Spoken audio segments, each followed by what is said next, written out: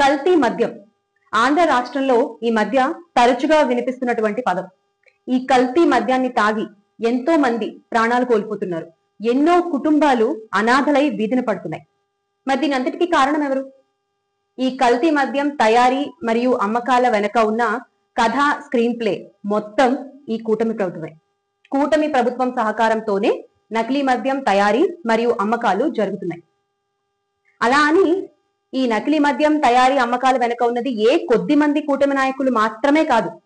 దీని వెనక ఉండి మొత్తం కథ నడిపిస్తున్నది మొత్తం కూటమి ప్రభుత్వం.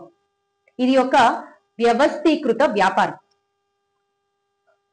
ఏపీలో ఏ మద్యం షాపులో ఏ బ్రాండ్ కి ఎక్కువ డిమాండ్ ఉంది, ప్రతి ఒక్క షాపులో ఏ రోజు ఏ బ్రాండ్ ఎక్కువగా అమ్ముడవుతుంది అన్న పూర్తి వివరాలు ఎక్సైజ్ వారికి, అలాగే ఏపీ బెవరేజెస్ అధికారులకి పూర్తిగా స్పష్టంగా తెలుస్తాయి.